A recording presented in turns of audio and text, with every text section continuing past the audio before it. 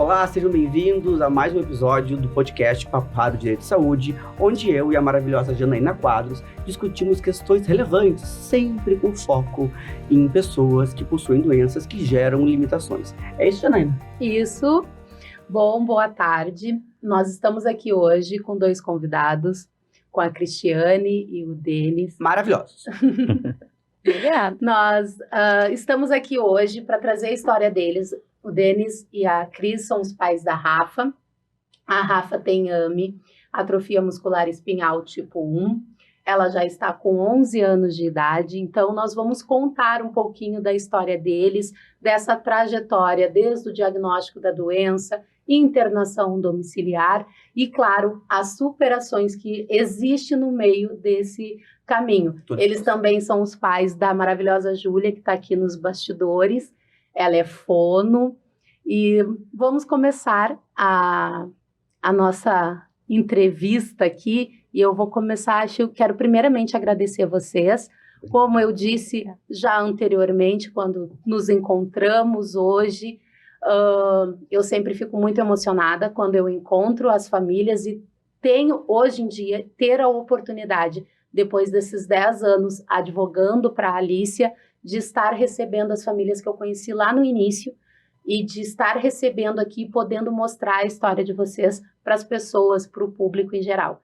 E sempre fico muito emocionada porque eu lembro da Rafa pequenininha, eu lembro do processo de vocês, assim como outras famílias também, que eu vejo o quanto evoluíram, o quanto progrediram, o quanto a gente vê que, mesmo diante do diagnóstico, como ainda as crianças com AME têm vida.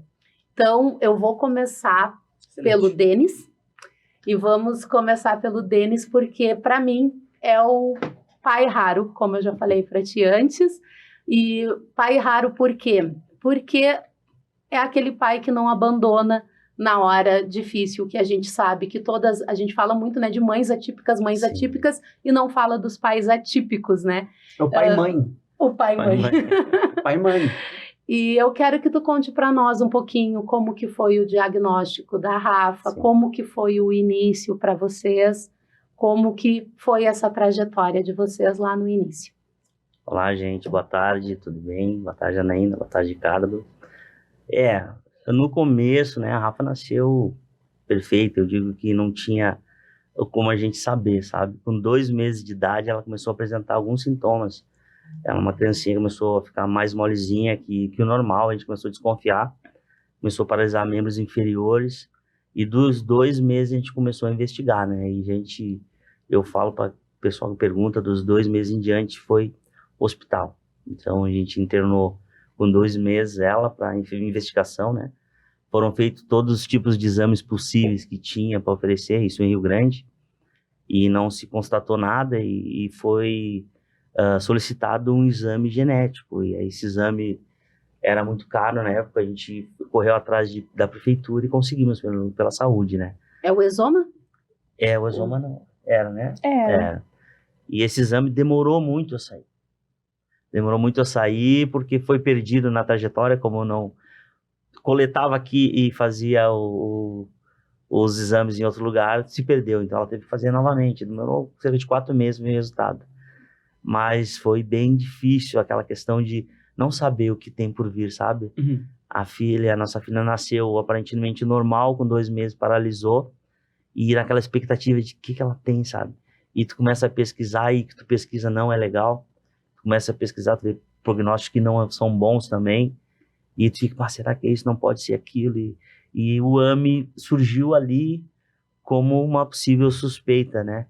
Porque se enquadrava algumas coisas que a gente estava passando. Por eliminação, quase, né? Sim. Porque não tem nada, né? Sim. Até a suspeita nossa foi o Guillain-Barré, né? Que é uma doença autoimune. Uhum. E a gente achou, assim, similar, só que não tinha. Poderia dar em bebês, mas não tinha casos, assim, dialogados, como o de bebê. Mas a gente achou que era, porque ela tinha tomado uma vacina, né, amor? Uhum. Ela tomou a pentavalente, se não me engano. 2 meses. E aí, justamente naquela vacina que começou a gravar, a gente tentou ligar uma coisa com outra. Mas não era, né? Era AME. Foi coincidência. E depois do diagnóstico, vocês têm ainda a questão de vocês vocês são naturais de Rio Grande. Sim.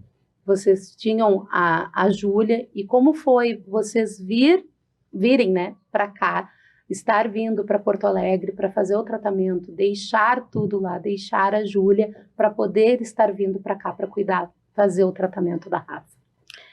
No início, foi fácil vir, né? Botar a Rafa no avião e vir foi fácil. Mas com o tempo que a gente foi ficando na UTI, foi ficando muito difícil. Deixar a família, deixar a Júlia numa idade bem complicada, com 15 anos, né? Entrando na adolescência, e a gente ficava muito preocupado com o que estava acontecendo lá. Eu larguei meu emprego, que eu trabalhava 9 anos numa farmácia de manipulação. O Denis também trabalhava na Petrobras, foi bem difícil. E o tempo dentro do hospital foi bem difícil, né? Ela ficou internada primeiro em Rio Grande e depois em Porto Alegre? Como é que foi isso? Isso. Primeiro ela ficou na FURG, 15 dias, né? Depois ela teve uma bronquiolite, veio para Canoas. Porque Rio Grande, ela estava naquela fase de polo naval, foi implantado lá, a cidade cresceu, os hospitais pararam. Não cresceu junto com a cidade, então a gente não tinha UTI para ela. Não tinha UTI pediátrica. E a pediátrica. Rafa necessitava de uma UTI. Então todas as internações, a primeira foi em Rio Grande e as outras internações foi fora. E isso é o motivo de a gente estar aqui hoje, né? Porque não tinha um recurso lá. Mas graças a Deus que foi fora, né? Porque lá não Sim, tinha conhecimento. não tinha. Eu lembro de uma... Como é que se chama? Quando uma residente que veio e falou pra mim, o Denis nem tava, ela falou pra mim, ela tem uma síndrome e tu tem que deixar ela aqui no hospital porque ela tem 1 ano e 8 meses de vida. Nossa, ele deu até os meses. Eu Só quase surtei. Que horas que ia falecer. Eu quase surtei, assim. Eles não dão um diagnóstico, eles dão uma condenação de morte, né? Uma sentença. E eu lembro que eu chamei a doutora responsável, ela disse pra mim que ela era uma residente, que ela jamais poderia ter feito isso, né? Me pediu desculpa, só que não adiantava, né? O que ela fez comigo ali foi um trauma muito grande. Um crime, né? Foi. Eu lembro que a gente até tirou a Rafa, eu assinei um termo, né? A gente tirou a Rafa de lá, porque eu queria outros médicos e eles não davam acesso a outros médicos. A gente estava hospitalizado no hospital universitário e não podia ter acesso a outros médicos. Daí a gente depois procurou outros neurologistas, mas acabou que a Rafa teve outra crise de bronquiolite. Nisso então, ela já estava fazendo físio. De lá pra cá foi por causa da necessidade da UTI. Da UTI, exatamente. Aí a gente foi pra UTI da Ubra de Canoas, que achou o máximo, né? Porque lá em Rio Grande... Que quando eu vejo as pessoas reclamar dos hospitais aqui, eu penso porque eles não conhecem que tem piores. Sabe? A realidade é bem diferente. É bem diferente. Hoje tá um pouco melhor, mas na época era... Nordeste. É porque eles não conhecem que existem lugares piores. Então, quando a gente chegou ali na Ubra de Canoas, nossa, que legal. Foi muito bem atendida ali também. E na Ubra não ficaram por quê? Daí ela melhorou, teve a expansão do pulmãozinho, tirou a... Era bem pequenininha, era o CPAP, né, que ela tava usando? A Rafa, ela tava com os brônquios, bronquiolite, né, os brônquios, com infecção nos brônquios. E ela tava com uma máscara, com oxigênio e pressão para ver se desobstruía aquilo ali. Exatamente. E ela teve uma melhora muito boa, assim, ela ia entubar num dia. Lembro que eu e a Cris ajoelhamos naquele dia, a gente né? sabia que se ela entubasse, ela não saía do tubo. Ela ia pra traqueostomia. E a gente não estava preparado. Então, assim, independente de fé, de religião, a gente se dobrou diante de Deus e disse, olha, eu preciso de força, eu preciso me fortalecer. Eu não estou preparado para ver minha filha traqueostomizada. E assim, foi dia 8 de novembro de 2012, não esqueço. Dia 9 é meu aniversário. Naquela madrugada, eles foram aspirar a Rafa, então tirava a máscara para aspirar. Para sair aquela infecção, aquela secreção, muita secreção. E a Rafa, como assim, sabe, ela teve um sopro de vida ali e 2 dias depois ela estava de alta. Então ali a gente se fortaleceu mais, assim, né? Porque eu acredito que aquilo ali foi assim, vou dar tempo para vocês, né? Vocês não estão prontos. Vocês não estão prontos para suportar aí, pelo que vem pela frente. Mas eu vou dar tempo para vocês se fortalecerem. Se fortaleceu.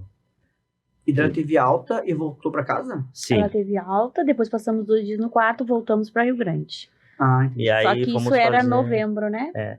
E a gente correu atrás de fisioterapia. A gente conseguiu essa fisioterapia na Anhanguera, na época. E conseguimos hidroterapia também, né? Porque como na época não tinha diagnóstico. Então eles faz uma fisioterapia, porque a gente não sabe o que tem que fazer. Se ela perdeu, vamos tentar recuperar. Fazia motora respiratória e hidroterapia, a gente conseguiu. Tudo, assim, parcerias, né? A gente foi num clube de Rio Grande lá, Esporte Clube Rio Grande, pediu a piscina aquecida, os caras Não, claro, mano, para esse fim, lógico, a gente abre as portas. Conseguimos uma físio que estava se formando também, e a físio, não. O que vocês podem pagar? Então tem muito, pode pagar pouco, mas vamos embora. E ela fazia todos os dias, até no domingo ela fazia físio. Eu lembro que eu trabalhava na época, um horário que era bem difícil, assim, era das 5h30 às 3h20 da manhã, um horário bem ruim, assim. Sim. Meio da tarde e voltava de madrugada. E a físio da Rafa era 7. Então eu chegava em casa 4h pouca da manhã, eu não dormia, eu tomava um banho, fazia um leite para ela, acordava ela às 6h30, 7h, ia pra físio, e eu dormia ou no carro, ou depois eu dormia na piscina lá, né? Botava aqueles macarrão embaixo do braço e cochilava um pouco a Rafa ali, porque não tinha, gente. E 3h da tarde tinha que voltar a trabalhar de novo, então foi assim por bastante tempo. E quando que aconteceu essa vinda a Porto Alegre, essa internação a Porto Alegre? O AME é uma doença degenerativa, né? Então, ela começou no começo a progredir muito rápido. Uhum. Então, dos 4 aos 7, quando ela chegou com 7 meses, ela estava muito magrinha. Ela tinha 8 meses e ela pesava 7.900, quase 8 quilos. Porque ela não conseguia. Ela não sugava, né? E daí ela não sugava, então o pouco que sugava, ela broncoaspirava. Uhum. Então, Entendi. isso Sim, né? causou, né?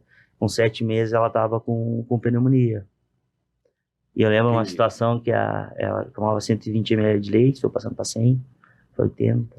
E aquilo foi, sabe, tentando, e a gente ofertava muito pouco leite. E a gente, assim, já não via que não dava mais. E o pouco que ela conseguia, ela broncoaspirava. E aquilo levou a uma pneumonia, né? Pneumonia por aspiração. Foi quando ela veio às pressas para Porto Alegre, Santo Antônio, dia 25 de fevereiro de 2012, e estamos aqui até hoje. Santa Casa.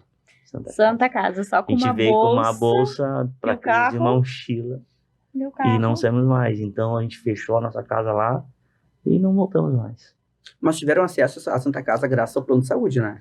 Sim. Porque eu acho que a Santa Casa não atende SUS, ou não atendia. Hoje não atende mais SUS. Hoje não, né? Mas ela atendia. Lá ainda atendia SUS. Demorou uns 2 dias, né? Por telefone, a gente tentando e conseguiu as pressas, assim, porque já estava bem ruim. A gente conseguiu porque um médico lá também, né? Ele ligou e disse que estava preocupado com a Rafa. Estava bem feia a situação e ela não... E, segundo o médico, não suportaria o deslocamento de ambulância, né? Então, por isso que, sim, daí na época que eu descobri a Unier, né, que eu tinha o direito da Unier devido ao plano de saúde, né, e conseguimos, né, fazer essa remoção para ela. E eu lembro que a enfermeira ainda dizia, se não tiver, a Angevix paga, a enfermeira que estava lá agilizando o processo, né, da transferência da Rafa. Se não tiver, eu faço a Angevix pagar. E aí, que era a empresa, né. Porto Alegre e permaneceram por um tempo, né, por um longo tempo aqui. Sim. Quer dizer, ainda moram aqui, né? Esse período, eles moram em Gravataí. Gravataí, sim. Uhum. E esse período que vocês se passaram de internação no hospital, como foi acolhimento no hospital? Como foi morar no hospital? Eu tinha comentado já com vocês também, e a gente está fazendo um projeto pelo Instituto, né, que é o projeto social que eu faço paralelo ao escritório, que a gente vai fazer o acolhimento, levar o projeto cuidando de quem cuida para as mães de UTIs. Isso. Então, para a gente tentar dar para as pessoas, para essas famílias, pais, né, que moram em hospitais, de tentar levar um momento de acolhimento, tentar levar esse momento de cuidado com uma massagem. A gente quer distribuir no Natal kits de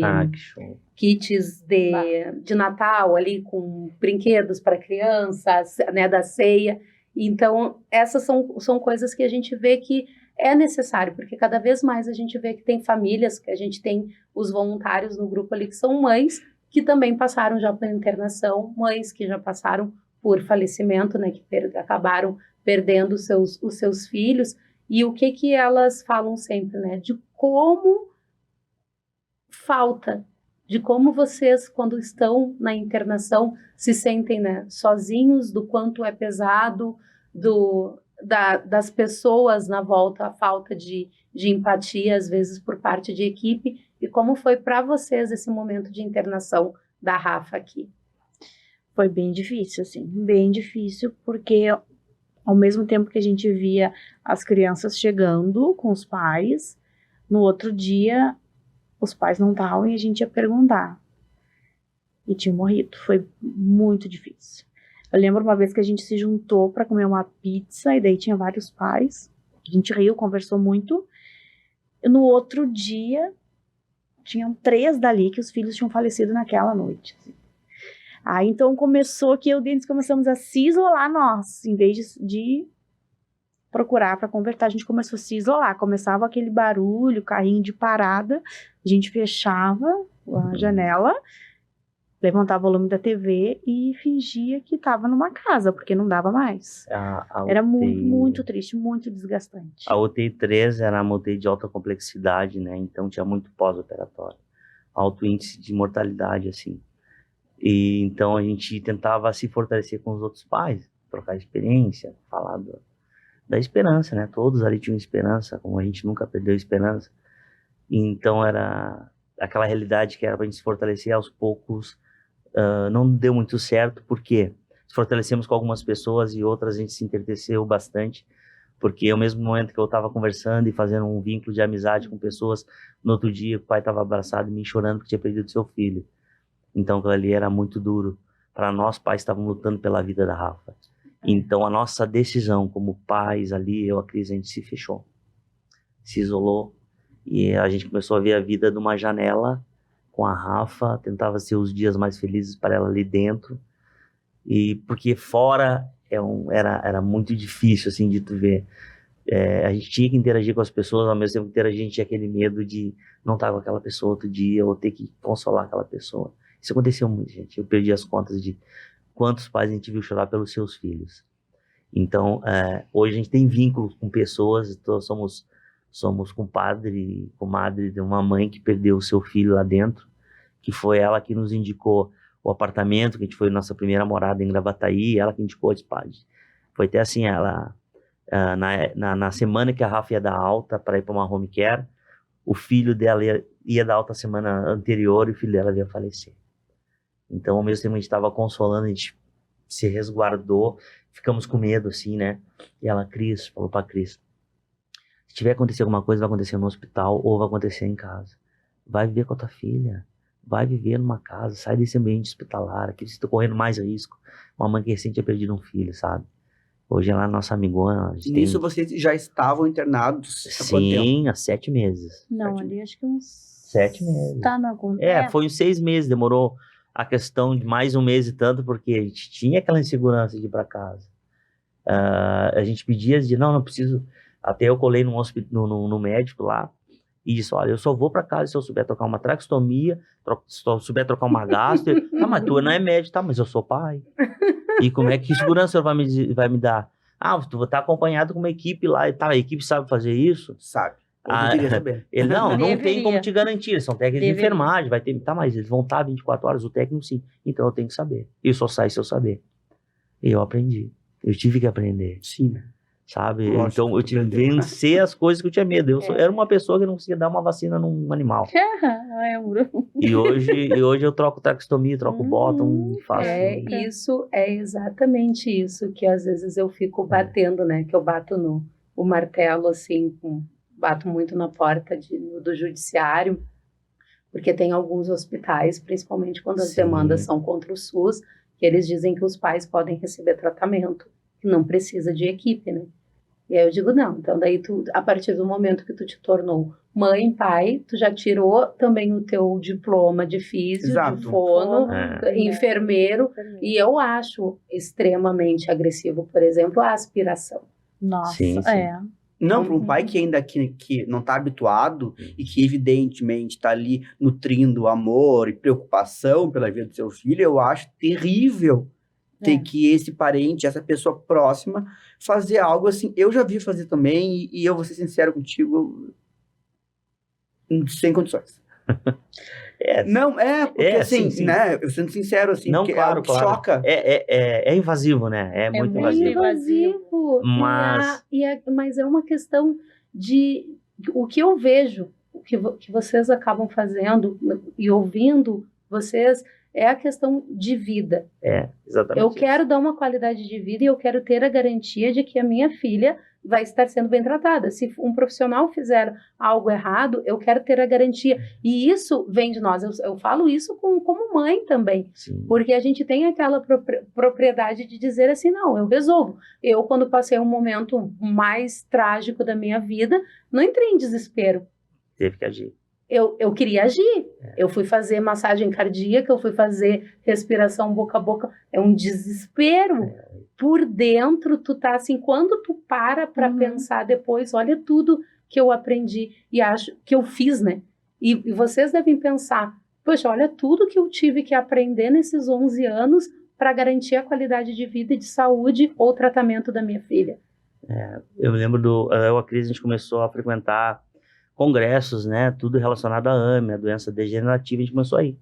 Sim. Aí a gente botava como pais, porque aí alguns cursos a gente tentava fazer, embora não tinha diploma, que não era da área da saúde, Sim. mas a gente queria conhecimento. Porque o primeiro contato, a primeira reação tem que ser nossa. Sim. Ali. Nós estávamos em cima, eu sei. Tá assistida pela técnica, mas é sempre 2, 3 na volta que tem que fazer. E isso é muito importante, eu digo para os pais, né, que tem que buscar conhecimento. Ah, mas é amparada por home care, sim. Mas tu é mãe e pai, mas tu tem que ser algo mais. Então, hoje em dia, tu tem muito material na internet bom que tu consegue aprender. Eu aprendi a fazer redirecionamento de fluxo para tu...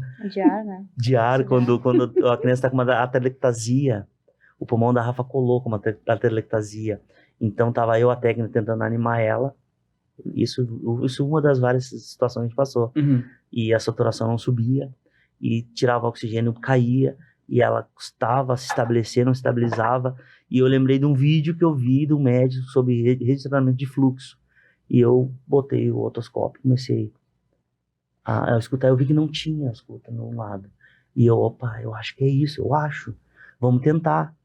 Então, botei o oxigênio no máximo, botei o ambu, o ressuscitador, e disse pra ela, tu ambusa aí que eu vou fechar o pulmão esquerdo para abrir o direito.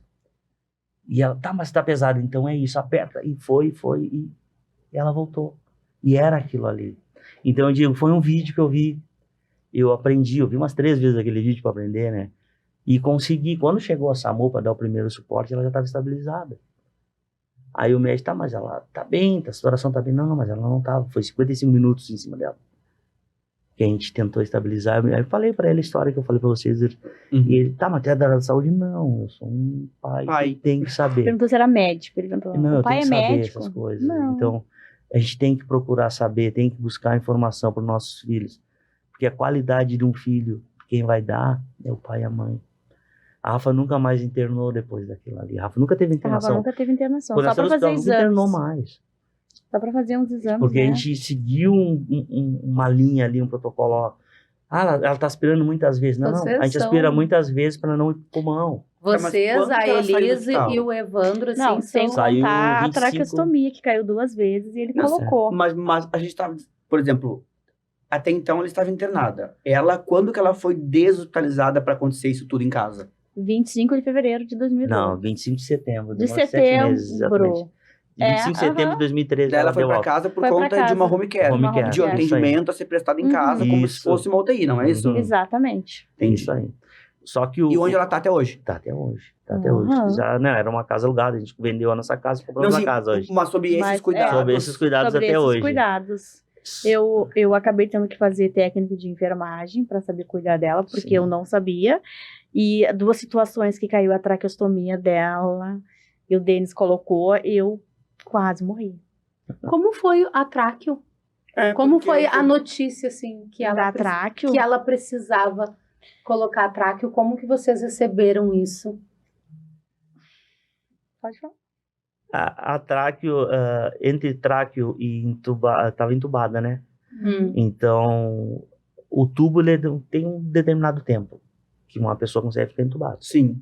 Logo após isso, passa a traqueostomia. É protocolo e é questão de bactéria, eu acho, informado quando fez, né? Então, como a Rafa tem uma doença degenerativa, dificilmente ela sai do tubo. A gente sabe que tem situações, o Dr. Fábio Campos, que é um fisiatra, ele já conseguiu extubar essa criança e que a criança voltasse a uma ventilação normal, não invasiva.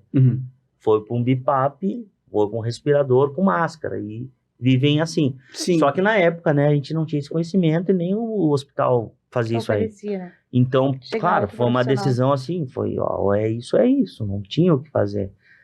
Mas assim, todos os procedimentos, todas as situações que nós passamos, quem nos deu força foi a Rafa. Porque ela saía de um procedimento, ela saía da anestesia, ela olhava e começava a sorrir sempre.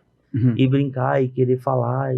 Ela saiu do bloco cirúrgico traqueostomizada, sorrindo e balbuciando algumas palavras, com traqueostomia. E eu, meu Deus, minha filha, como assim? Eu tenho um vídeo sobre isso, eu filmei para mostrar para ela. Porque, assim, a força de uma criança, como é que pode... Eu como homem, né? O homem é o homem, mas ele é frágil, uma gripe me derruba. Diferente de mulher é mais forte. E a Rafa sai de um bloco cirúrgico sorrindo.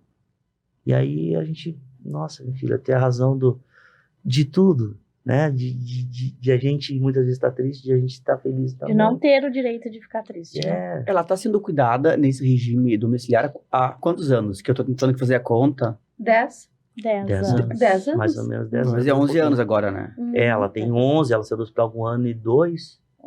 10 anos. 10 isso aí. anos eu E nesse calculei. período todo, vocês então já devem poder me dizer o que torna essa internação domiciliar melhor que a internação no hospital, assim, em outros critérios. Por exemplo, ela teve acesso aos familiares, a convívio com irmãos, como que é Qualidade isso? de vida para ela, né? Tem vida. Ela passeia, a gente faz festa de aniversário. No início a gente tinha medo de convidar as pessoas, porque hoje não, convida, deixa entrar no quarto. A gente não tinha pets porque achava que fazia mal, o Dr. Marco tirou isso da nossa cabeça. Ela tem acesso a cachorrinho, a gatinho, a tudo. A banho de piscina, a gente já botou pista de skate. Olha, a gente às vezes a gente até se passa, assim, né, em aventuras com ela. Eu falo, né? A gente já levou ela pra Torres, pra passar um final de semana na praia, levamos ela na praia, molhamos o pezinho dela na água, que era um sonho que a gente tinha. É tudo com muita cautela, muito estudo, a gente estuda muito o que vai fazer, A gente né? já fez Mas é possível muito. fazer. Sim, Isso, É possível. Ela tem o aí. direito de É ser uma possível, criança. dá trabalho, dá muito trabalho, mas o prazer e a alegria que tu vê daquele momento... É que ela tem o direito de ser uma criança como todas as crianças, como todos os seres humanos que direito passam de por ter absolutamente acesso. tudo, né? O que a gente vê hoje, infelizmente, né, e o que motiva o nosso trabalho, o que motiva o ajustamento de ações judiciais, seja contra o Estado ou seja contra o plano, é justamente isso, é porque a gente vê as crianças que estão acamadas, e isso não é algo limitador, mas é visto dessa forma.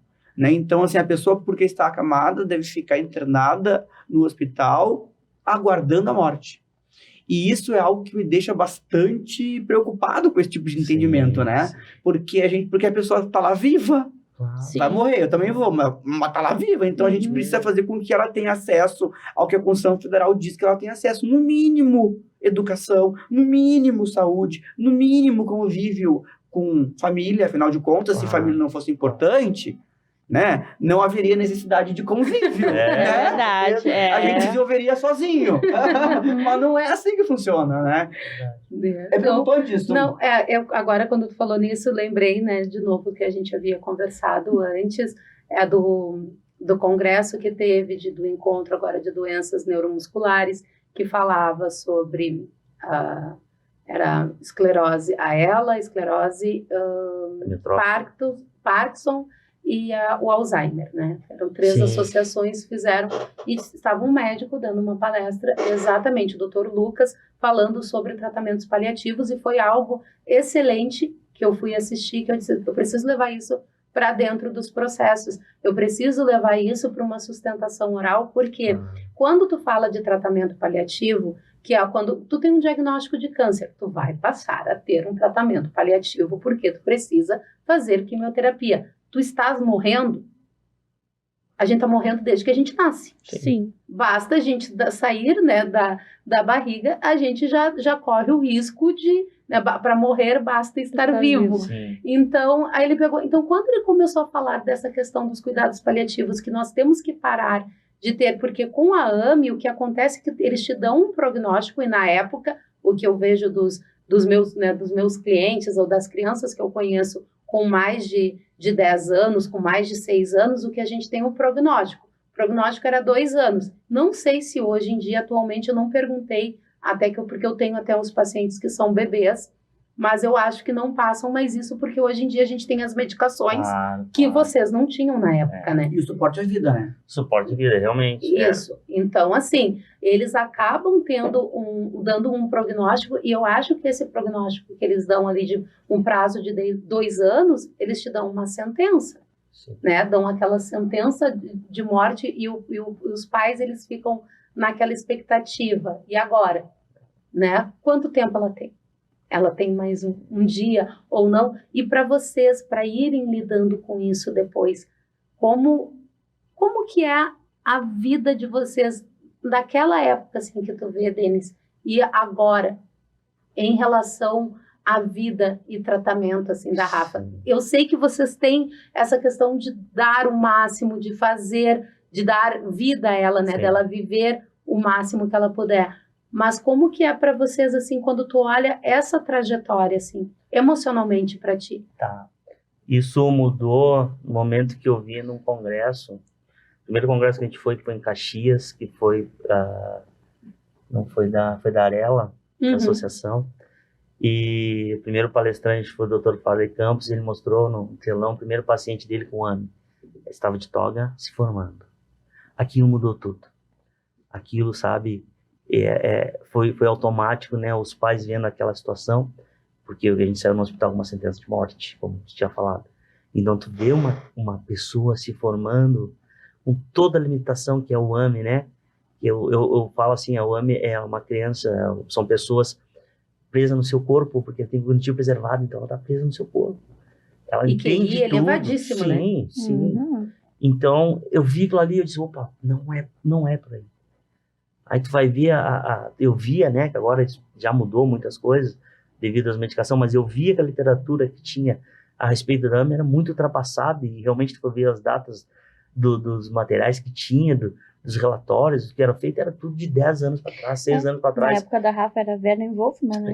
Tinha até a nomenclatura, era Werner Wolfman, tipo, que era o AME. Sim, o nome. A nomenclatura era diferente, e então a gente começou a ver diferente, começou a pensar diferente. Eu disse, não, ela vai ter uma vida diferente. Vamos nos adaptar a ela. A vida tem que se adaptar a ela, nós vamos se adaptar a ela. Então a gente começou a viver um dia depois do outro. Como se aquele dia tinha que ser o dia mais feliz para minha filha, para minhas filhas. Então a gente aprendeu a fazer os dias, não interessa onde a gente estava, se era no quarto de hospital, se era no quartinho dela, se era passeando de cadeirinha de roda, mas aquele dia era o dia mais feliz dela. Então a gente respeitava todo o limite dela. Se não dava legal, a gente ia para outro lugar, e ligava uma TV, e saía, fazia, acontecia. Então esses dias, para nós, hoje, do lado dela, é o dia mais feliz do mundo. Amanhã tem que superar esse dia. E assim por diante. Eu acho que a gente tem que viver um dia depois do outro, porque a gente não sabe o dia de amanhã. Né? Eu não sei se eu vou estar aqui amanhã, mas eu quero que esse dia seja especial. Então hoje, antes de sair, eu fui no quartinho dela, brinquei, né? E ela estava super feliz, super empolgada. Mas eu não disse que ia sair, né, Feliz? Se eu falo, vou sair, ela já fica. Porque ela manda na casa, né? Ela dita as regras, ela né? manda de tudo lá. E então, hoje eu vejo diferente, hoje a gente tem vida. A gente não tinha por muito tempo, logo após a gente sair do hospital, a gente passou por quase 3 anos a viver dentro de um quarto com ela, dentro de um apartamento. A gente não tinha... Sobreviver. Então a gente não tinha... É um momento de luto que vocês passam, né? O diagnóstico da doença é um momento de luto. Sim. Né? Então, assim, ó, eu falei pra Cristiane, a gente tem que mudar essa situação, a gente tem que voltar. Eu sei que é difícil. Aí eu comecei a estudar de novo, comecei a fazer administração. Aí eu sei que, por outro lado, a Cristiane ficou mais no quarto, mais com a Rafa. Então a vida começou a andar pra mim e ela ficou meio pra trás. E eu já não estava muito feliz com a administração, eu estava meio... E eu disse, não, peraí, ela tem que viver também. Aí eu tranquei minha faculdade, foi quando ela voltou a estudar. Então, assim, o que ela conquistou hoje profissionalmente, nossa, quando aquela palavra resiliência vem na minha cabeça, eu penso nela. Porque sair de um quarto, né? Uma filha que tem uma doença rara, que exige muito cuidado, se tornar uma pedagoga, uma psicopedagoga, 2 pós-graduação, concursada de Cachoeirinha, contratada de Gravataí, abri uma empresa hoje que cuida de criança. Tem preço. Mas tem uma vitória familiar também, né? Vocês, Eu ia dizer porque não tem é um time, né? Não Sim. tem como não se emocionar com a história de vocês. E eu digo, acho que a Júlia tinha que estar na mesa aqui conosco, porque eu acho que é uma história de família e é uma superação, não só como pai, não só como mãe, não só como irmã, como filha, porque vocês passaram por muitas coisas que machucam a gente, e às vezes a gente fala, né, as pessoas nos rotulam, às vezes, como forte, porque nós passamos por situações no qual a gente consegue ressignificar e dar sentido, dar propósito na vida depois. Mas não é bem isso, porque no momento que a gente está vivendo lá no início, quando vocês estavam passando por tudo aquilo ali, vocês deveriam internamente estar no desespero. E realmente eu concordo contigo, porque, como eu digo, eu tenho essa empatia e me envolvo emocionalmente com os meus clientes, porque sou mãe, mas é nessa questão de fé. O Ricardo fala muito isso para mim, assim, mas de onde vem essa fé? Não tem explicação. Não tem explicação, porque quando falam para nós que tudo na vida, depois lá na frente a gente vai conseguir entender. A gente vê que realmente o propósito que vem depois de estar aqui, eu falo sempre isso, assim, quando eu vejo desde o início as pessoas que foram aparecendo, né, que eu fui conhecendo desde que eu conheci a Alícia no hospital para deshospitalizar ela, e o que eu vim aprendendo depois, que eu só depois, eu vou dizer que depois de 12 anos, eu vi o quanto eu estava curando a minha dor, auxiliando outras famílias, tentando ali ajudar a Elis, tentando dar um tratamento adequado para a Alícia. E vocês, assim, o que eu percebo é que vocês fizeram uma transformação, e voltando agora para a nossa entrevista, é a parte da empresa, né? Hoje em dia, a Cris trabalha com crianças, a Cris e a Júlia, com crianças, né, com autismo. E Cris, assim, como foi para ti fazer tudo isso depois, digamos, não é fácil, porque a Rafa ainda te demanda, a Rafa ainda é uma preocupação, mas olhar para ti de novo como mulher, como profissional, como foi isso para ti? De onde surgiu todas essas inspirações? Claro que eu já vi que tu tens uma pessoa que te dá um apoio. Primeiro, porque eu tenho um bom suporte, né? Um bom marido, um bom pai e uma filha também que me empoderou para isso. Na verdade, foi assim, eu fiz a pedagogia, no início eu pensava assim, o que eu tô fazendo aqui? Porque eu gostei e me apaixonei pela área da saúde, mas eu fui fazendo. Depois eu comecei, despertou para mim a educação especial. Daí, terminei a pedagogia, fiz a pós em psicopedagogia, e aí depois a Ju foi trabalhar numa clínica, e eu tava numa escola, e ela falou, mãe, tu não quer trabalhar lá? E daí, assim, eu não sabia nem como é que eu fazia, porque o contato com criança autista eu tinha tido só na escola, né? Eu tava numa escola, e daí eu fui.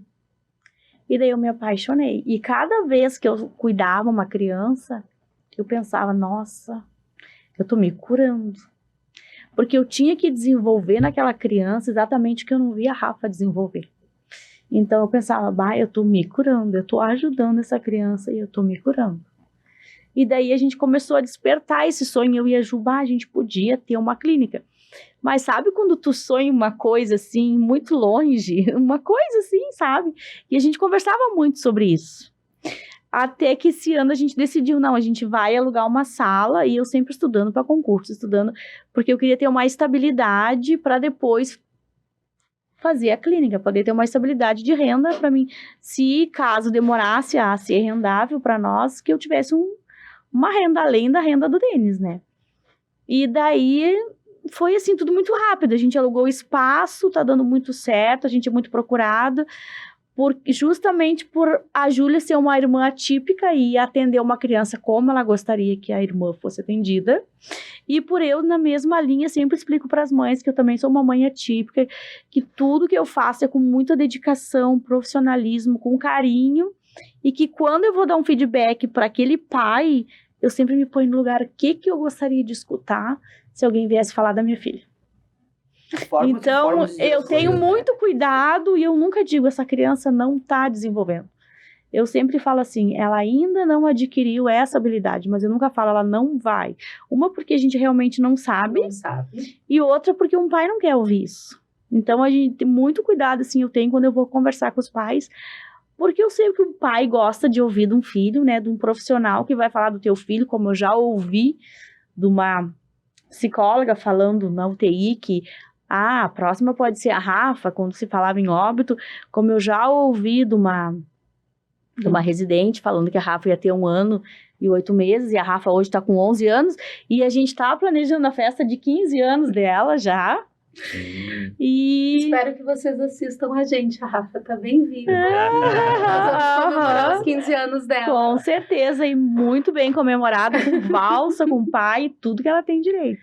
E aí Deus colocou muita gente no nosso caminho, assim, que tem somado demais. Agora você falou da festa, né? A festa, inclusive, a gente ganhou. Ela ganhou a festa todinha. Ela tinha 10 anos, ela ganhou a festa. Ela ganhou que a festa. Maravilha! Então, assim, a pessoa nos acompanha, né? E sabe da nossa trajetória, sabe da nossa luta. Eu acho que dificilmente vocês vão ver algum relato de nós reclamando da vida.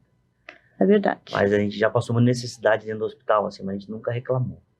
Sabe, a gente quebrou o nosso orgulho, teve que quebrar o nosso orgulho. Mas eu acho que isso incentivou, né? E a Rafa curou muitas pessoas, muitas pessoas. E o ser humano é pouco orgulhoso, né? A gente eu sei eu trabalho nisso comigo mesmo, a gente tem que trabalhar muito. Porque todos os dói. Dias, né? A gente brinca a nossa carne todo dia. Te entendo. Então, assim, é um relato que eu lembrei agora, desculpa te cortar, mano. Não, pode falar. Um rapaz de São Paulo. A gente fez uma paginazinha pra ela pra mostrar pros familiares. Um Facebook que tornou viral, assim, 19 mil seguidores. E como tornou uma proporção grande, a gente começou a receber muito telefonema, tinha o telefone na página, e um desses rapazes me chamou muita atenção, ele perguntou o endereço, se podia mandar um presente pra Rafa, o que ela gostava e tal. A gente agradeceu e tal, não, mas qual motivo simpatizou com ela? Esse cara, desde o começo que eu vi a página de vocês, eu vejo a foto dela, eu vejo que ela, eu não sei nem o que ela tem, mas eu vejo o sorriso dela, eu vejo o sorriso de vocês, eu vejo o dia a dia, tinha uns videozinhos de pista de skate, piscina, e ela vai viver, senão ela não anda, só as pernas dela, a Cris a gente vai dar um jeito. E esse cara sensibilizou e disse assim, eu tirei a arma da minha cabeça, que eu ia me matar, porque eu vi a força dela, a força de vocês. Então, assim, se tem algum objetivo em tudo isso aí, eu acho que é curar alguém, né? Alguém eu acho precisa ouvir. É total, assim, a tua fala quebra aquela ideia que eu já ouvi de que pessoas que têm doenças graves ou que portam deficiência não são felizes. Ah, verdade. Né? E tu já não viu isso um monte de vezes? Eu sei que já. Às vezes me perguntam, tu acha que ela é feliz? Claro, demais. Ela é feliz, muito mais do que tu imagina e do que tu és, com eu o falo. pai dela, com a mãe dela, com pessoas aguerridas. Porque o que é felicidade, né? Agora, começo desse mês, né, amor, nos chamaram para dar também uma entrevista na nossa igreja. Nossa igreja tem 2 mil membros, tá? Bastante gente. É uma igreja totalmente diferente, vocês tudo que vocês pensam, assim, é bem legal. Bem contemporâneo. Bem contemporâneo, o pastor tem largador, enfim, é show. E então, o pessoal, muitos que não nos conheciam, assim, mas vocês têm uma filha na situação, mas estão sempre sorrindo, estão sempre brincando, vocês acolhem pessoas. E por que a gente tem que estar chorando, por que né? que eu vou ter? Vocês acolhem os pais, por que a gente tem faz que reunião com os pais 2 meses, mais ou menos. Faz um café com os pais e fala, pais autistas, tipo, e não sabiam, mas por que a gente tem que estar triste? Porque esse rótulo que tem que estar chorando e tem que estar se vitimizando e clamando, por quê, né? É que a tristeza e vitimização não é a mesma coisa.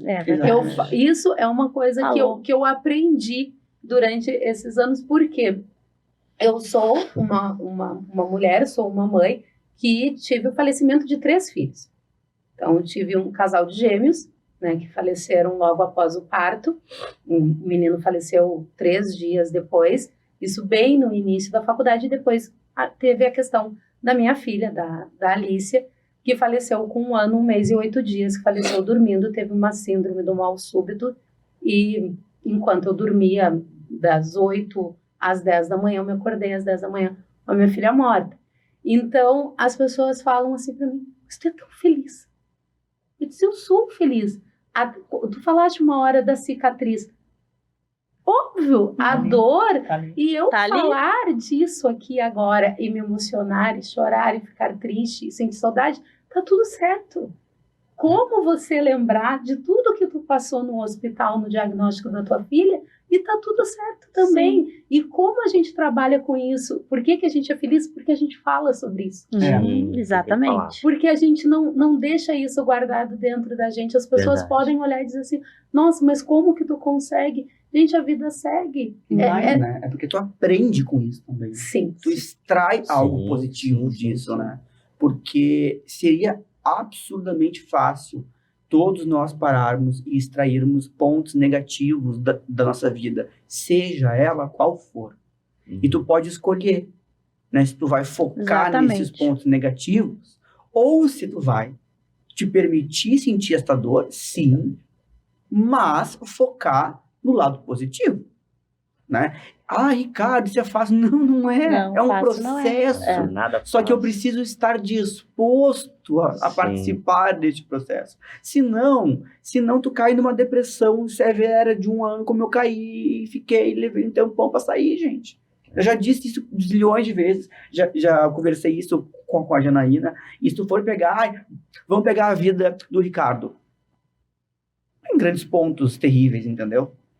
E é por isso que eu digo, não está relacionado com o que o outro pensa de que é ruim ou de alguma coisa. Contigo é pessoal. Então, tu precisa extrair um aprendizado positivo disso, ou o caminho é muito ruim, é muito torto. Né? Então, não vale. Todos nós temos pontos negativos, mas também temos pontos positivos. Eu tenho certeza que todo mundo tem aonde visualizar isso. Olha, às vezes é raro, tá? Mas vai por mim. Ontem eu fui no teatro, aproveitando que tu falou agora, fui no teatro assistir o Padre Patrick. Assisti o Padre Patrick.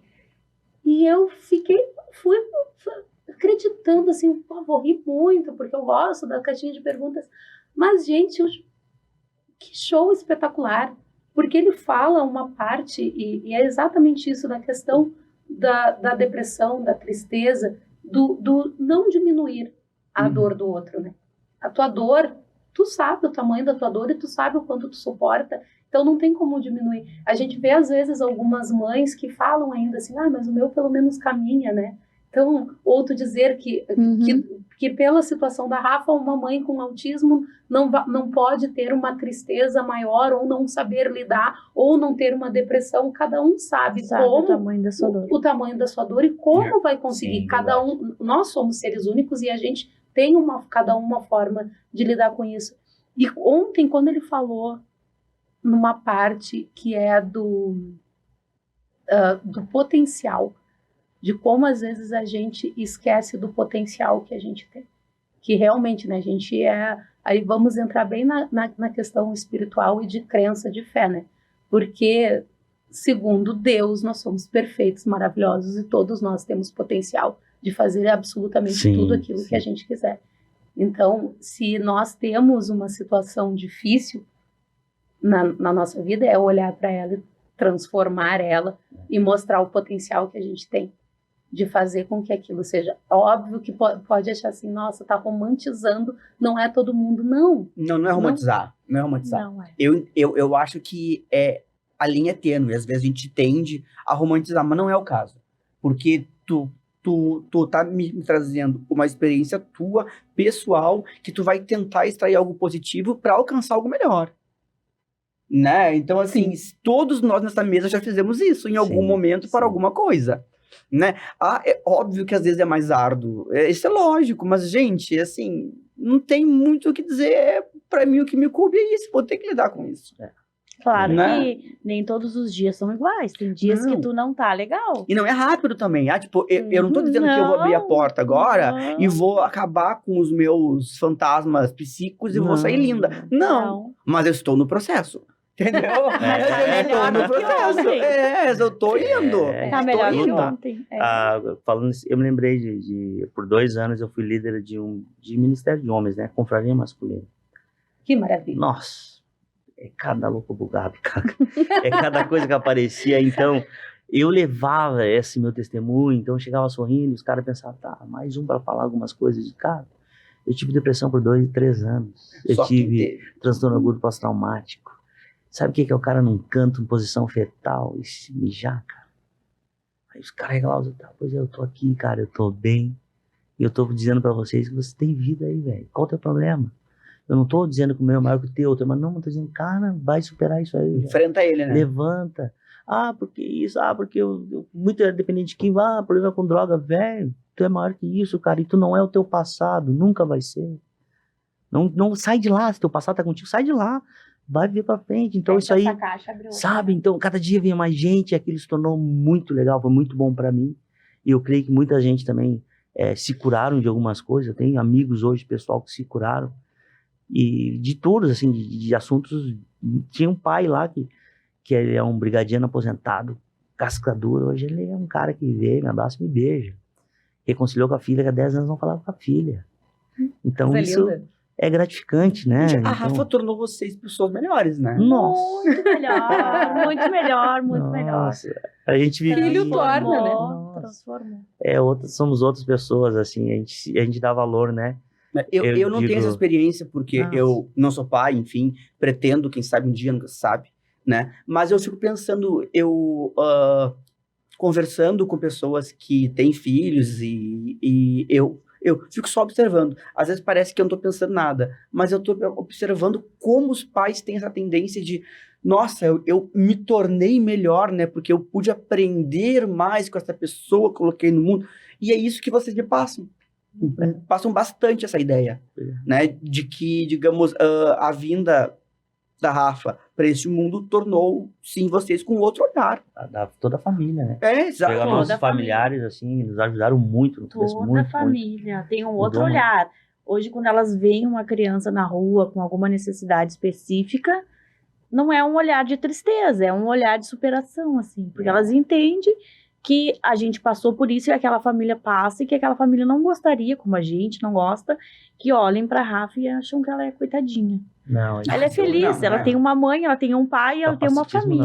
Não. Ela é amada. Entendeu? Ela é amada, ela tem que muitas crianças... Ela vive dentro das limitações dela, né? Dentro das limitações mas ela da tem doença. muito amor, ela é uma criança feliz. Eu fiquei com uma curiosidade, até perdoe minha ignorância, mas como que é a questão psíquica dela? Vocês também se preocupam com isso? Tem um atendimento dentro disso? Como é que é isso? Tem atendimento. Ela tem atendimentos... agora eu tô vendo se eu consigo uma psicóloga pra ela, que eu acho que ela tá ficando muito teimosa. Ela não quer tomar banho, ela tá com umas questões assim bem bravas. A Alicia passou... Sim, ela tá com a idade da minha filha. Porque a gente sabe que o cognitivo é igual o nosso. Claro. É bem preservado. Por mais que nós erramos, eu principalmente assumo esse erro. Eu trato ela como um bebê porque eu vejo ela um bebezão, né? Então, eu falo, até mudo o jeito de tonalidade de voz, mas eu tenho não deveria, mas a gente policiar, mas é difícil, né? A Amanda também faz. É difícil. De vez em quando. Mas... A Amanda tá ali, mas ela ela tem que policiar também. Mas ela tem atendimentos para desenvolver a cognição. Deve ser uma preocupação também, né? A gente tá preocupado com físico, mas é muito desenvolvido. Ela olha a gente assim, trocaram de roupa, ela já pensa, vai sair. Vou chorar, sabe? É bem assim, então, mas agora a gente tá com os combinados que antes a gente trocava de roupa, passava ali para dar uma olhadinha, uma orientação pra técnica, né? Hoje a gente já vai lá e fala pra ela, a gente tá saindo, mas a gente já tá voltando. Daí ela faz uma cara que a gente percebe que ela não gosta, porque a gente sai, mas assim, tipo, ela sabe que a gente já volta. A gente não deixa. Caso esporádico, tipo, esse aqui, a gente sai, deixa alguém cuidando com a técnica e retorna. Mas ela não gosta? Ela não. Não. Muitas vezes quando ela vem chegando, aí ela briga com nós, porque a gente saiu e não levou ela. É um jeito E ela pede fortíssimo. pra andar na rua de noite, ela adora fazer passeios à tardinha. Tadinha, Ela passear. vai pra Aí cadeira, a a gente Rafa passeia. seria uma boa parceira pra corrida da Ana, Aham, seria mesmo. Sim. que eu sou, né? Eu gosto dessa. Agora a gente conseguiu uma cadeira nova, ela tá show. Eu gosto, eu fico vendo direto, assim, que tem ali os caminhadores, aí eu fico pensando assim, eu tinha que pegar um dos meus clientes para eu poder Pra dar uma participar das corridas. Nós estávamos numa batalha judicial por conta de uma cadeira, que tu falou agora em cadeira, e eu sei Sim. como estas cadeiras são especiais. E são caras. E caras. E muito caras. Isso, Estamos numa batalha da Sara. Exato, porque eu sei que é uma cadeira assim, tu olha, parece que não é normal, né? Mas o Mas preço é não. assim. A gente olha e não vê nada demais, mas se tu olhar, Isso é. a densidade ortopédica das costas é uma, É tudo do assento é exato. diferente, porque a criança, a camada, ela acaba em encurtamento de tendão, Uhum. escoliose, então tem que adaptar tudo. Tu imagina a gente pra não explicando dar dor isso e no tal. processo. E tudo é caro, Não é? porque exige uma TO. Eu exige- estou pensando também já em fazer uma campanha para o ano que vem. Eu vou ver como que eu vou fazer isso. Mas eu estava pensando em fazer um projeto social para ajuizar as ações para as cadeiras, para evitar Isso, as as cadeiras é cirurgias das importante. escoliose. Exato, a gente tá com uma É muito. cliente A gente às vezes está preocupado com o tratamento Sim, e sim, ela sim. está com e vai ter que fazer. Na a cadeira realidade, inadequada. a Rafa tem uma escoliose, não é um nível muito alto, porque a gente tá sempre tentando corrigir. Ela passa muito tempo deitada, certo? Aí vão botar um AMI tipo 2, ele consegue ficar mais tempo Sim, o sentado. tronco. Como tem a questão do tônus muscular dele é enfraquecido, e a tendência Vai. é ele total. Do diferença, vamos botar a Rafa AMI 1, ela fica muito tempo deitada, a gente dá os passeios, tem inclinação da cadeira, que é o tal do tilt, a gente deixa... Mas ela adaptado. tem a Kimba. Não, ela tá Não, numa agora já a outra. Kimba tá pequena pra A ela. cadeira dela foi lançamento no congresso agora. Sim, a gente conseguiu essa Foi cadeira. muito cara, foi 27 mil reais. Eu imagino. Uau! Eu imagino. A gente conseguiu. E a gente conseguiu isso. Quando eu vi o orçamento para fazer a inicial, Nós eu falei, também, nós tava jogando em opa, 19. Nossa, eu tava veio achando 27. que era mais barato. Mas não, é realmente... O Kimba já foi 16 quando a gente Foi comprou. 16. E eu fui pesquisar ainda porque eu fiquei curioso, tá? Eu sou meio chato. Eu falei, mas por que custa isso? Preciso entender. É, não, Porque assim, era pra não ser mais pode ser. barato. E daí eu caí num vídeo do YouTube de um médico explicando de por que é caro, tá importado, né? Mas ainda que fosse nacional, a gente tem que observar esse critério, um monte de critério, É muita coisa. né? E daí Importante. torna realmente Uhum. esse produto, digamos, essa cadeira altamente complexa de ser feita. Sim, sim. Né?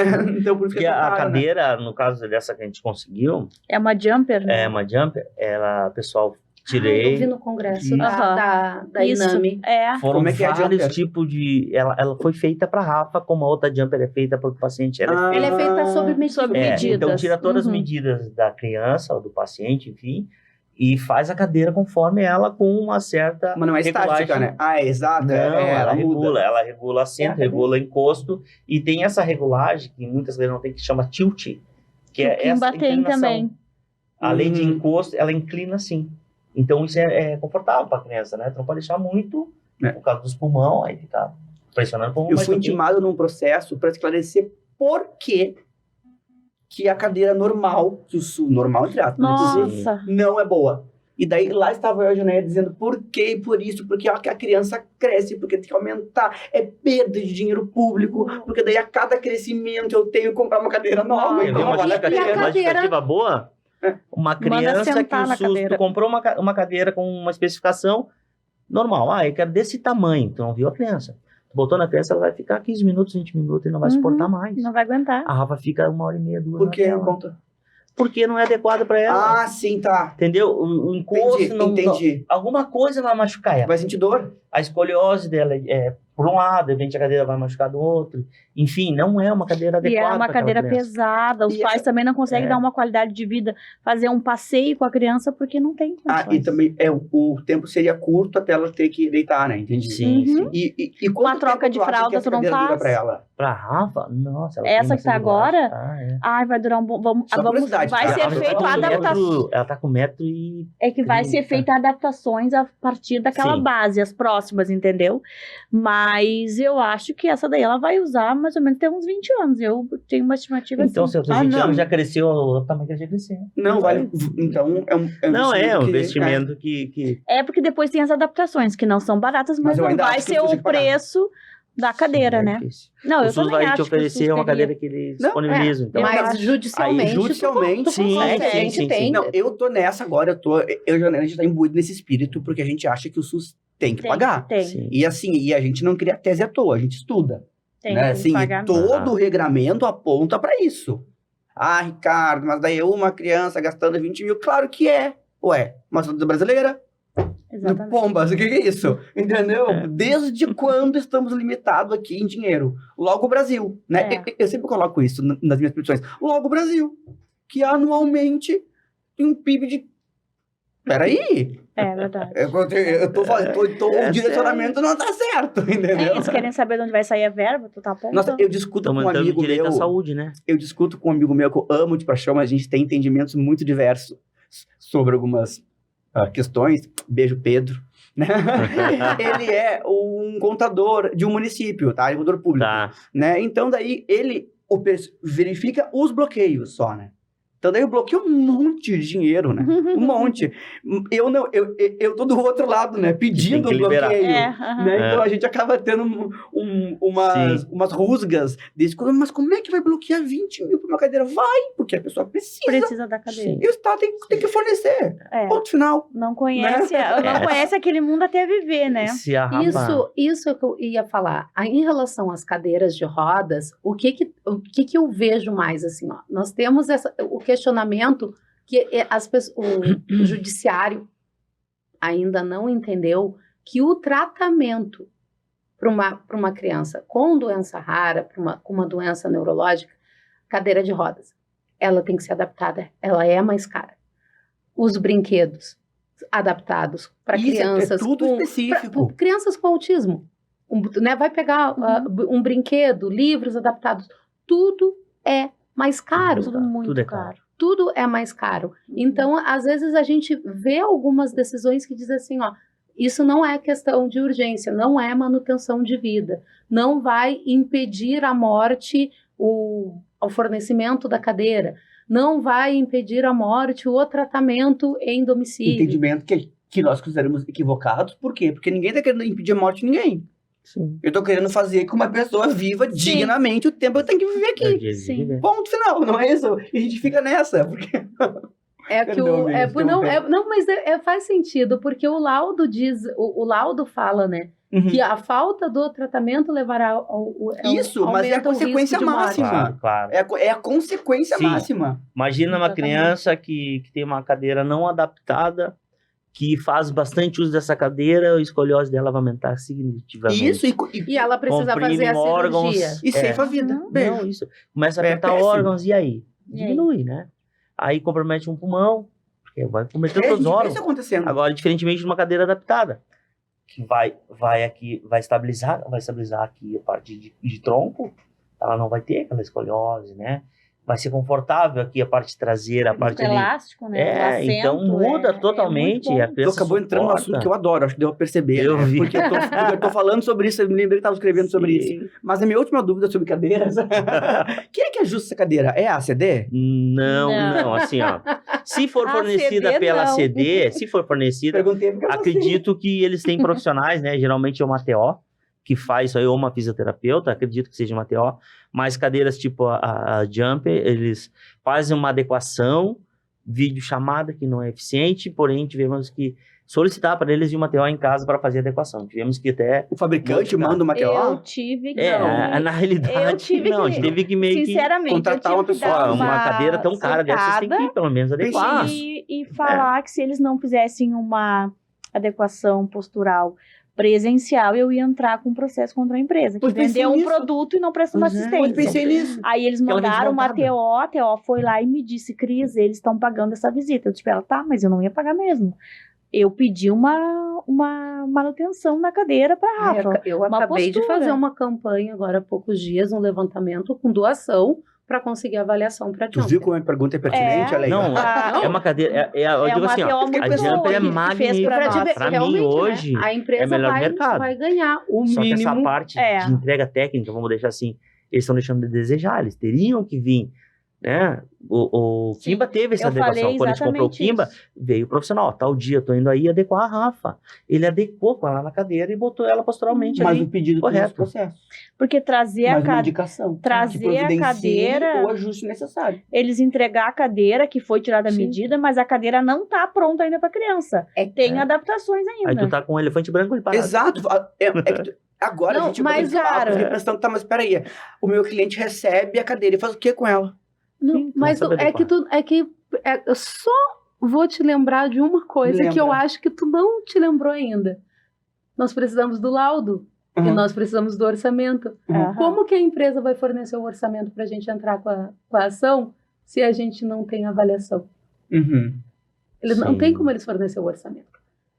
No caso, quando é particular que eles vão estar adquirindo, vão estar comprando, é uma coisa. Agora, quando a gente vai entrar judicialmente, a gente precisa preencher aqueles requisitos. Laudo médico, negativa e o orçamento. O orçamento só tem uma empresa que fornece, que faz a cadeira dessa Tá, forma mas esse adaptada. orçamento é para dar a cadeira. Ele acabou de me dizer que não adianta dar a cadeira. Tem que Sim. ajustar a cadeira. Sim, Mas mas para eles fornecerem o É uma cadeira orçamento, adequada pro paciente. Pro paciente, é. Pois é, e vai chegar pra ele, eu gostaria de um orçamento que eu vou judicializar contra vocês. Entendi. né? Não tem, entendeu? tu vai judicializar contra o Contra o SUS. SUS. Mas para ele fornecer o orçamento, quem vai ter que custear a TO para fazer a avaliação para cadeira é a família. Aham. Errado. É. Ou Não, solicitar um Eu reembolso. tenho uma futuro. indicação Pode, de uma pode. bem boa para vocês que fez para Rafa, para nós, e ela fez a adequação.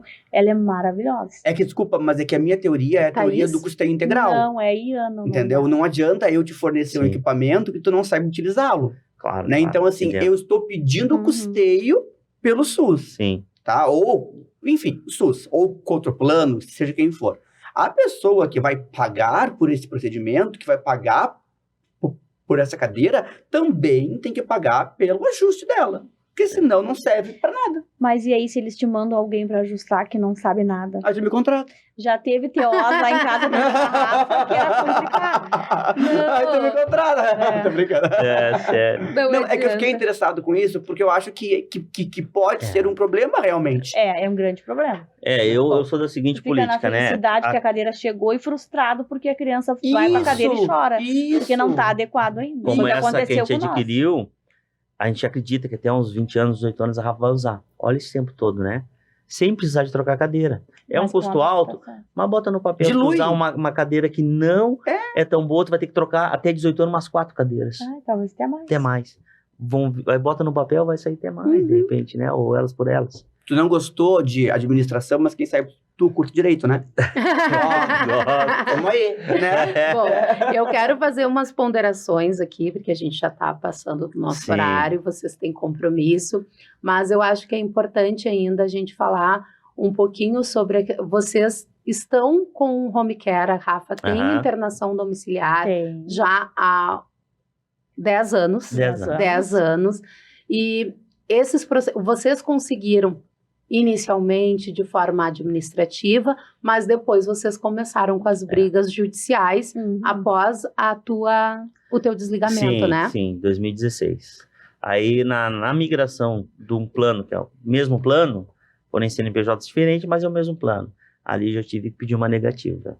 A negativa foi um trabalho. E foi um trabalho, né? A gente ficou um bom tempo ali brigando pela negativa. A Não, eu não vou sair sem a negativa negativa. E aham. conseguimos. E através disso a gente judicializou e consegui um tempo bem razoável, acho que menos de um mês a gente já tinha trocado. Foi bem rápido assim mesmo. Então, não saiu nada de casa, simplesmente permaneceu, trocou equipe. Excelente. Foi de boa, assim. Aí acho que ficou a técnica também, que era a Maru. Acredito A Maruana tá desde essa época. então a gente tem uma técnica ali que tá há 9 anos e essa moça teve na ruim, na boa. Hoje ela tá, vamos botar assim, na boa. Ela tá, E isso é importante também, né? A equipe que tá, o nossa. vínculo, né, que a criança tem, que é uma coisa que eu e o Ricardo a gente conversa constantemente. Meu microfone caiu. constantemente sobre isso, porque o Ricardo fala, né, Jana, mas a equipe, se a outra empresa que é conveniada com o plano, ela pode fornecer o mesmo tratamento, então, por que precisa permanecer a mesma empresa, né? Que foi um dos motivos de vocês judicializarem agora novamente para manter a equipe, para manter a empresa que presta o atendimento para a Rafa. Eu digo que essa empresa, desde que assumiu, a gente vive numa paz. Porque antes, se a Rafa precisasse de um antibiótico, eu teria que mandar uma receita, até chegar o antibiótico, às vezes levava 2, 3 dias, se não pegasse fim de semana. E 2, 3 dias ninguém tem contato com a para antibiótico não tem. Hoje em dia, o doutor Marco faz a receita, eu compro, às vezes eu nem é o tempo da tele. É o tempo de eu fazer o Pix e o Pix voltar para minha conta. Assim. É muito rápido, assim. Porque quando a gente teve essa, eu digo assim, a gente teve essa liberdade de poder contratar, nós escolhermos a empresa, sentar cara a cara com a dona da empresa, que é diferente, plano de saúde, home care e pai vai fornecer serviço. Né? Então, assim, o plano vai exigir o que, quero isso. O menor custo. E o custo é esse. Agora, nós chegarmos para a empresa e dizer assim, eu quero um salário digno para as meninas, porque ela tem menina que estão 8 anos comigo, que elas merecem. Eu quero, a única coisa que eu peço, salário digno e o material de insumo de qualidade. Só que eu peço. E tendo essas duas coisas, a gente não tem incomodação nenhuma. E não temos realmente. A gente não teve. Em 2 anos a gente não teve. Não teve. Então elas têm um salário digno de concursadas. Então elas estão bem. Elas estando bem, minha filha está bem. Elas trabalham felizes. Eu não me preocupo. E a Rafa é uma criança, se tu botar uma folguista lá, uma precisa de folga, bota uma folguista, ela não dorme. Porque ela se preocupa, porque ela já teve várias intercorrências.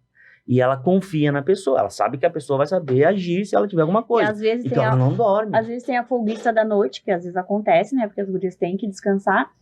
E ela às vezes não dorme à noite. Quando chega amanhã, que chegou quem cuida ela dorme durante o dia. Ela dorme todo dia, porque ela tá confiando e tem alguém ali cuidando dela. Maravilhoso. Ricardo? Olha, é o que eu disse antes, e eu vou até repetir, porque eu acho que vocês são incríveis, a família de vocês é incrível. Obrigada. Tá? E... Lembrei de uma coisa que tu queria perguntar lá fora. O quê? Tua irmã, onde eles conheceram a Cristiane Dornemann? Sabendo que a minha irmã é uma grande enfermeira, chamada Cristiane Dornemann. Os conhece, vocês a conhecem, enfim, da onde isso me conta? Querida. Na UTI do Santo Antônio. Na UTI do Santo Antônio, imaginei que fosse óbvio, né? Uma técnica maravilhosa que também nos apoiou. Na época era técnica, de enfermeira. Nossa, pra levar a Rafa ela era técnica. Então era uma pessoa assim que nos incentivou, sabe? Que bacana, cara. Nossa, então... Ela ama demais a profissão dela. Nos levantava, estava pra baixo, ela chegava muito lá. Muito tempo que a gente não fala com ela, assim, né? Mas vamos conversar, uma pessoa... É que eu tenho um orgulho da minha irmã, assim, tão grande, porque ela faz o que ela ama. E ela ama enfermagem. Muito bem feito. Nossa, então quando falou, eu falei, nossa, que legal, atendeu a Rafa, não acredito. Eu lembro de um dia, era um domingo à tarde, ela tava de plantão, ela entrou no quarto. O que vocês estão fazendo aqui? Estamos com a nossa filha. Vamos passear. Como assim vamos passear? Vamos passear que hoje eu só tô com a Rafa. Sai daqui. Sai daqui. Raro, o jeito né? dela, né? Paciente só não tem, era raro. Aí eu, como assim, Cris? Vamos passear, vamos conhecer Porto Alegre, vamos dar uma volta ali no Guaíba e tal. E a gente foi, mas assim, sabe, eu tô no telefone. Vai embora daqui, sabe? O jeitão dela, vai embora daqui, deixa comigo. Que o Rafa vamos ver desenho, vamos se curtir e tal. Sim, essa era a crise, entendeu? Então é vínculos que a gente levou e tanto amigos que a gente tem até hoje. Legal. Nossa, então a gente mantém contato com uma hora numa cidade, outra hora noutra, né? Fica difícil, nossa vida é corrida. A vida é muito interessante, né? Nossa, é demais. A vida é muito Eu digo assim, olha, quanto tempo atrás, né? Que na época era Ame o Movimento. Isso, exato. A Ame o Movimento, logo quando iniciou, eu entrei com cartaz no Palácio Piratini ali, eu, Elis, mais uma galera fazer, nós somos raros, mas temos que ser visto. Isso aí, cara. E a gente fazia uma bagunça e tal. Que bacana. E hoje a gente tá aqui sentado falando disso, E eu lembro que a Cris falava muito de ti, ela dizia assim... O meu irmão ficou com toda a beleza pra ele e me deixou sem nada. Tem razão. Ela falava muito isso. O bom é consciência, né? Isso é tudo, né? Exato, tudo de bom. Vocês têm, assim, essas militâncias, né, da gente fazer do início as associações.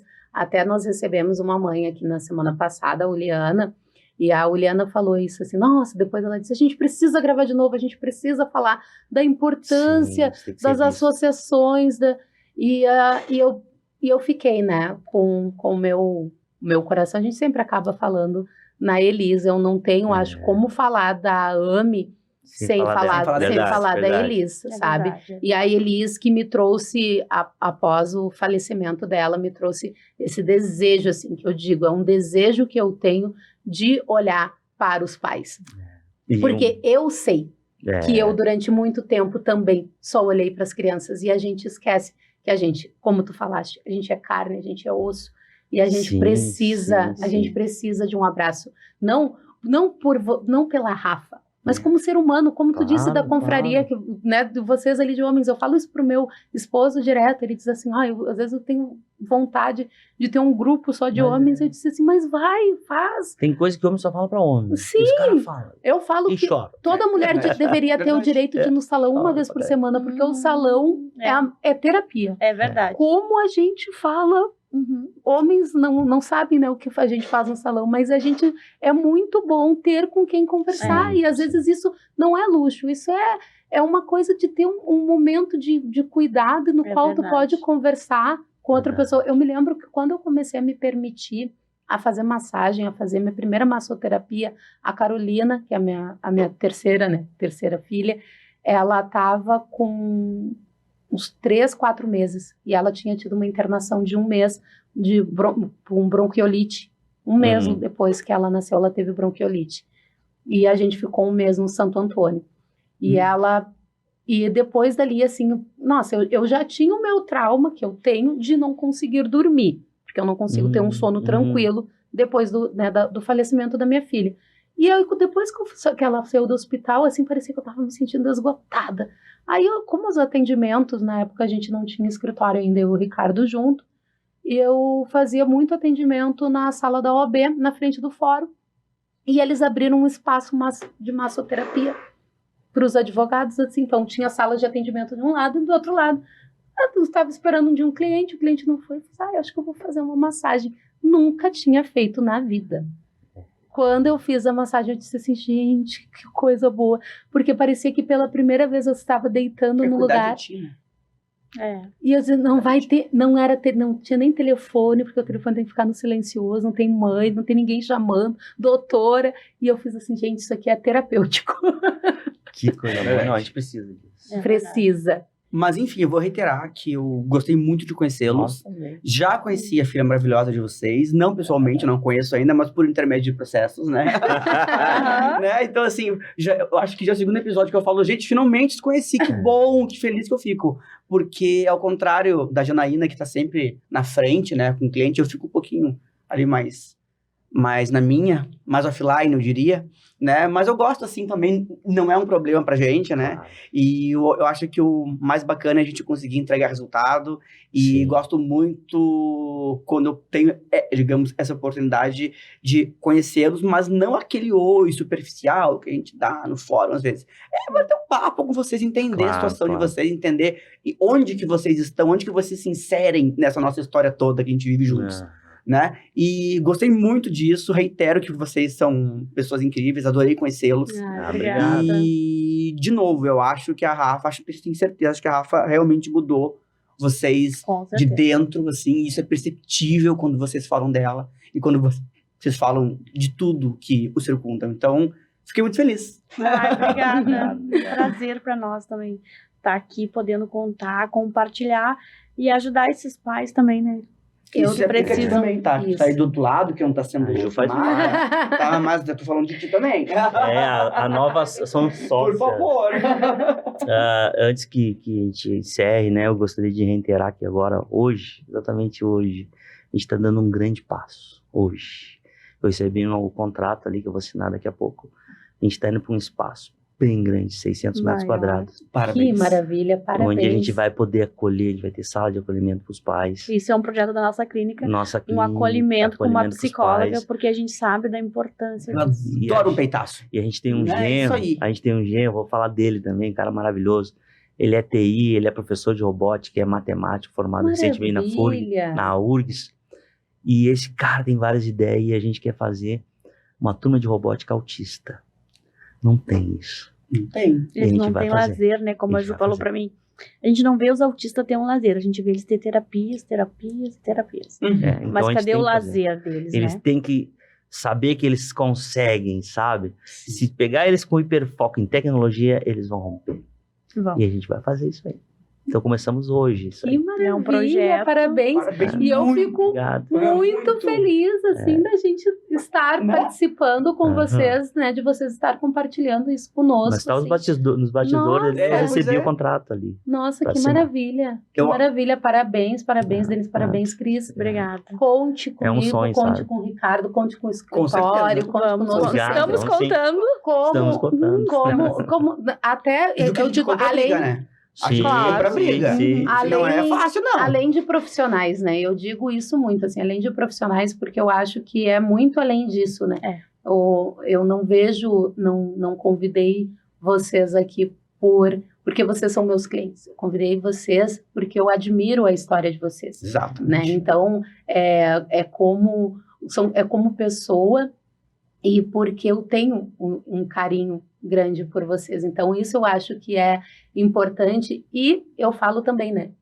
É importante também quando vocês precisarem de qualquer tipo de voluntariado, vocês sabem que eu faço o meu trabalho obrigada. também, a parte voluntária. Sim. Então, a gente fica à disposição também de vocês. Por favor. Tá bom. E antes de encerrar, né, eu quero agradecer mais Nós uma vez agradecemos. imensamente por vocês estarem aqui, por ter aceitado o nosso convite, por tudo, né?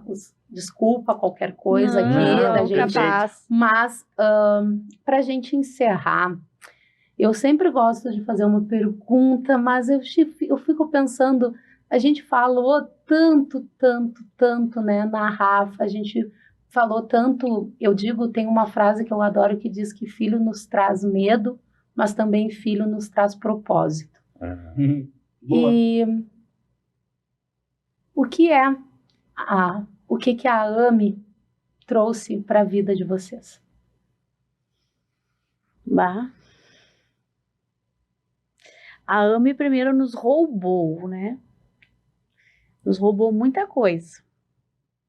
Hoje eu posso te dizer que ela nos trouxe, nos transformou, né? Em novas pessoas, em pessoas melhores, né? Sim, com certeza. Transformou a Júlia numa fonoaudióloga. Transformou nós em fisioterapeutas, pais, médicos. Nos transformou, assim, totalmente, assim. Transformou principalmente nosso coração, sabe? Demais. O jeito que nós pensávamos hoje, a gente é um ser visual que olha, que passa pela mente e guarda no coração. Então, a gente vê o amor da Rafa, a gente absorve isso, né? E então, transformou por dentro, né? E a gente bota pra fora o que a gente tem no nosso coração. Se a gente tem coisas boas, a gente vai passar coisas boas, né? A gente não vai passar coisas ruins, porque se passam coisas ruins, tu tem coisas ruins dentro do coração, então joga fora isso aí, não vai te levar a nada, né? Não vai levar a nada, coisas ruins. Coisas ruins a gente passa todo dia. Então a gente tem que ver as coisas boas da vida, né? Agora falando em coração, eu me lembrei eu gosto muito de palavras indígenas, né? Porque são palavras bem fortes. Tipo assim, eu tenho minhas piazinhas, né? Que é a Rafa e a Júlia. E a tradução de piá vem do Guarani, pequeno pedaço no coração que anda. Isso é o piá. Então a gente fala muito piá, nós gaúchos, né? Mas a gente não sabe o contexto do piá. Pequeno pedaço do nosso coração que anda. Aprendi contigo. São nossos filhos, né? Então, assim, ame seus filhos. Pai, vocês que estão aí pensando, não, mas por que por ir comigo? Então, crise de relacionamento. Cara, não, a família. Filhos, família é um conjunto, velho. Não pode abandonar, não, ainda mais tem um pai atípico aí. Rapaz, tu é louco, não, jamais isso. Vai fazer ruim pra ti. Vai fazer ruim pra ti, isso aí tu não vai viver bem, tu vai viver o resto da tua vida amargurado com aquele sentimento de deixar teu piá pra trás. Isso é maravilhoso.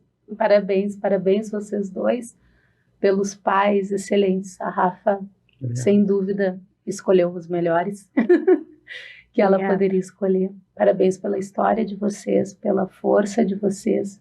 Muito obrigada mais uma Obrigado a vez. vocês. Obrigada pelo convite. Então a gente finaliza com esses convidados maravilhosos que fazem a gente ficar aqui numa situação complexa, né? Mas é isso aí. Até a próxima, porque vai ter próxima, né, Janaína? Vai ter próxima. Bora. Falou.